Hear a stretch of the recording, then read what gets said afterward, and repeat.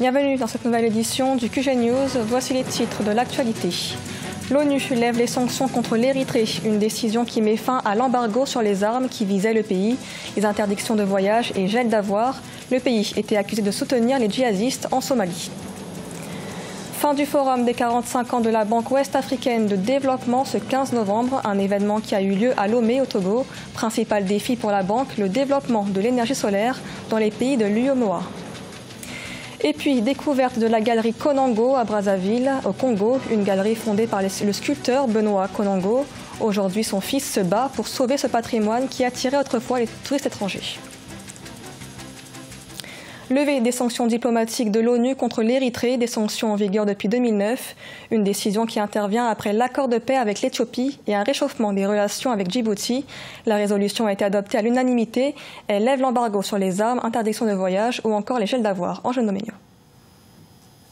Le Conseil de sécurité de l'ONU vote une levée de sanctions contre l'Érythrée. Depuis 2009, ce pays de l'Est de l'Afrique est sous le coup de sanctions pour son soutien présumé aux djihadistes en Somalie. Finalement, le projet de résolution appelant à lever l'embargo sur les armes, les interdictions de voyage, les gels d'avoirs et autres reconnaît que les observateurs de l'ONU n'ont pas trouvé de preuves formelles que l'Érythrée soutienne les chebabs somaliens. Depuis son accession au pouvoir, le Premier ministre éthiopien Ahmed Abiy a posé un certain nombre d'actes, libération de prisonniers politiques, il a pacifié ses relations avec l'Érythrée, voyages, échanges commerciaux avec la compagnie aérienne. Donc aujourd'hui, plus rien n'empêchait l'Érythrée de ne plus être sous la menace de ces sanctions de la part des Nations Unies. Selon les autorités du pays, la levée des sanctions va ouvrir de nombreuses possibilités, attirer les investisseurs étrangers et replacer le pays dans le concert international.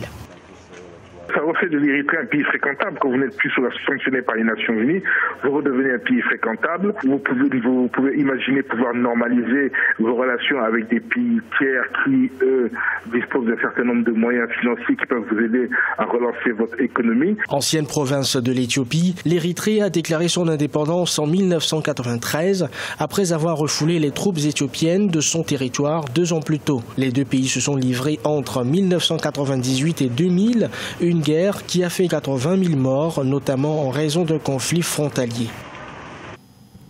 Le forum marquant les 45 années de la Banque ouest-africaine de développement a pris fin ce 15 novembre à Lomé, au Togo. Un événement qui a mis en lumière les défis de l'énergie solaire en Afrique. L'objectif de la BOAD, financer des projets innovants au sein de l'UEMOA. Reportage de notre correspondante Aimé Fakofi. La Banque ouest-africaine de développement s'implique davantage dans le financement de projets liés à l'énergie solaire. Une résolution engagée au terme de 2 jours de réflexion à Lomé, la capitale togolaise. Faire décoller et développer l'économie du solaire en Afrique, la mobilisation des ressources, comment mettre en place un centre régional d'incubateurs en énergie solaire sont entre autres discussions qui ont meublé le forum.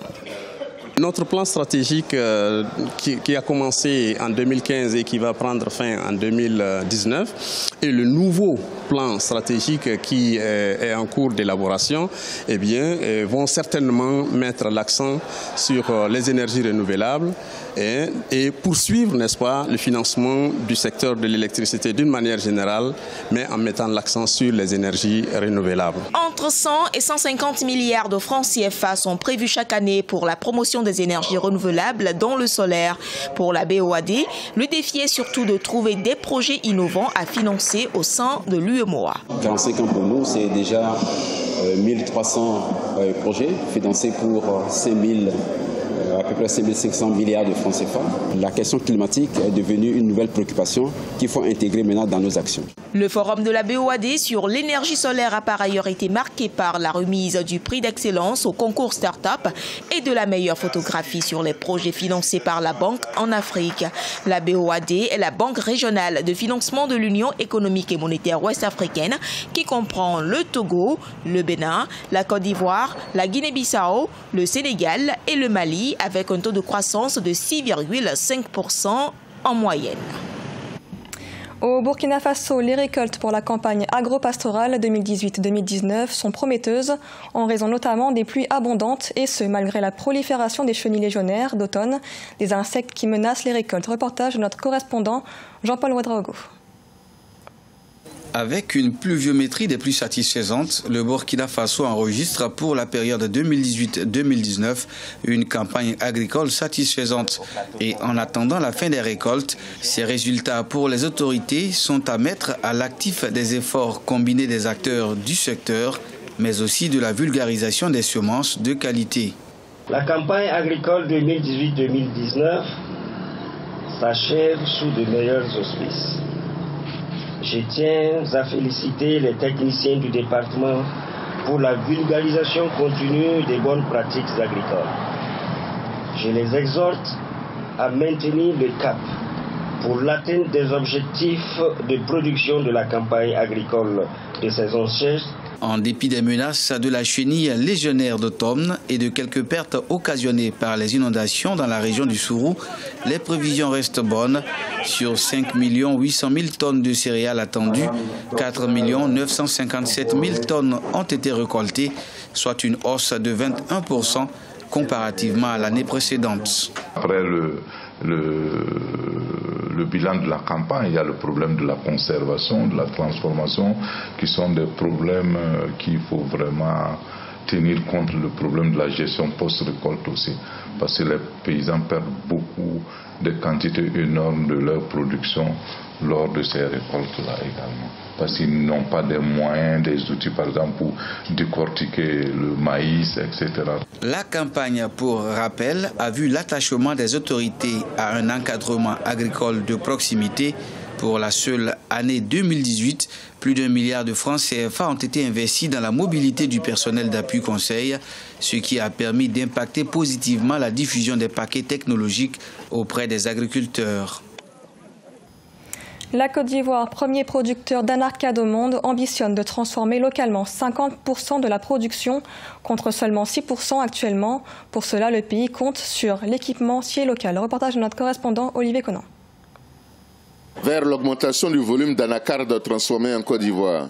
Le pays ne transforme actuellement que 6% de la production qui a atteint 711 000 tonnes en 2017. L'un des freins à la transformation locale est la difficulté pour obtenir les équipements nécessaires. Le pays dispose désormais de la capacité de fabriquer localement les équipements de transformation de l'anacarde. Les équipementiers ivoiriens démontrent leur savoir-faire et la variété de leur matériel. Nous avons donc conçu un séchoir qui permet donc de déshydrater en un temps assez réduit. Notre séchoir peut donc déshydrater entre 5 heures et 6 heures de temps. On a aussi innové en mettant donc le système de thermachoc à l'intérieur. L'un des atouts des équipementiers ivoiriens pour s'imposer sur le marché, c'est la robustesse de leur matériel moins cher que les machines importées. De plus, les unités de transformation de petite taille sont adaptées aux capacités des coopératives. Nous avons exposé une calibreuse de noix d'anacarde qui calibre les noix de C1, C2, C3 et C4, plus les hors calibre. Et on envoie une cuiseur à vapeur. On met les noix là-dedans, il y a une chaudière qui propulse la vapeur. Et au bout de 18 minutes, les noix sont cuites pour le décortiquage. Le gouvernement a fixé l'objectif de transformer 50% ou au moins 25% des matières premières agricoles en 2020. 94% de la production est actuellement exportée en noix de cajou brute. La production nationale de noix de cajou transformée en Côte d'Ivoire est passée de 23 000 tonnes à 45 000 tonnes de 2014 à 2017. Former des sculpteurs pour préserver le patrimoine national, c'est le combat de Bernard Konango, fils de Benoît Konango. L'un des premiers sculpteurs au Congo, son fils se bat désormais pour sauver sa galerie Konango, laissée à l'abandon à Brazzaville. Reportage de notre correspondant Eva Ponzo. Située à Bifouiti dans le premier arrondissement de Brazzaville, la galerie Konango, vieille de plus de 50 ans, regorge les œuvres de l'un des premiers sculpteurs sur bois congolais, Benoît Konango, considéré comme le père de l'art moderne figuratif. Dans cet espace d'exposition, on trouve des sculptures fabriquées avec des variétés de bois telles que le wenge et le kambala. Sa force, c'était sur la création et pour les monuments. Parce qu'il était monumentaliste. Il a fait d'abord André Machoua, il a fait Lénine, il a fait le roi Makoko. À l'époque, quand le gouvernement avait besoin des œuvres, les gens venaient ici pour... Mais maintenant... Benoît Konongo n'a pas manqué d'initier ses enfants à l'art de la sculpture. Il aura participé à plusieurs expositions internationales, notamment à la 4e biennale du Sisiba de la Guinée équatoriale ou encore à l'exposition d'art africain contemporain d'Atlanta aux États-Unis. Son fils Bernard Konongo s'investit depuis pour pérenniser ce patrimoine culturel. Malheureusement, ce qui nous manque là, c'est le tourisme. Et puis, les Congolais ne sont pas beaucoup friands, ne sont pas vraiment des collectionneurs. Je demande à l'État de me donner des moyens pour que je puisse former des jeunes. Parce qu'après moi, il n'y a plus rien. C'est grâce au statut que sculptait Benoît Konongo, qui signifie Bifouiti en lari, que ce quartier fut dénommé Bifouiti. Ce giratoire devrait bientôt porter son nom. Benoît Konongo, méconnu des Congolais, est décédé en 2007 à l'âge de 94 ans. Ce journal a été réalisé par l'ensemble de la rédaction. Merci de l'avoir suivi. Dans un instant, retrouvez une nouvelle édition de l'information sur Africa 24.